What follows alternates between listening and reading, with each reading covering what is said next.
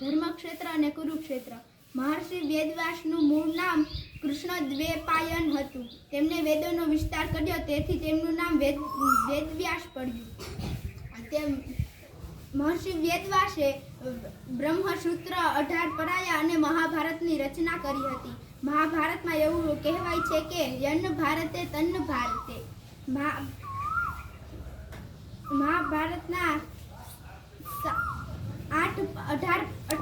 18 પર્વ અને 1 લાખ શ્લોકો લખાયેલા છે. તે ગણપતિજીએ લખેલા હતા. મહાભારતમાં 18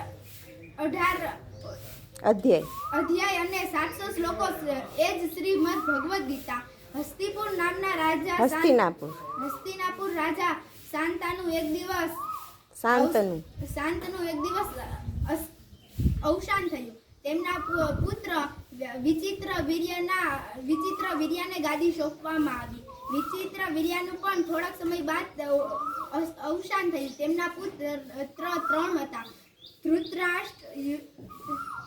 ધૃતરાષ્ટ્ર, પાંડુ અને વિદુર. પછી તે થોડા સમય બાદ તેમનું પણ અવસાન થયું અને પાંડુને રાજગાદી સોંપવામાં આવી.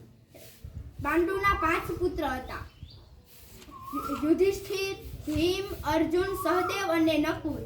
આ 5 પુત્ર નાના હતા, તેથી તે રાજગાદી ધૃતરાષ્ટ્રને સોંપવામાં આવી હતી.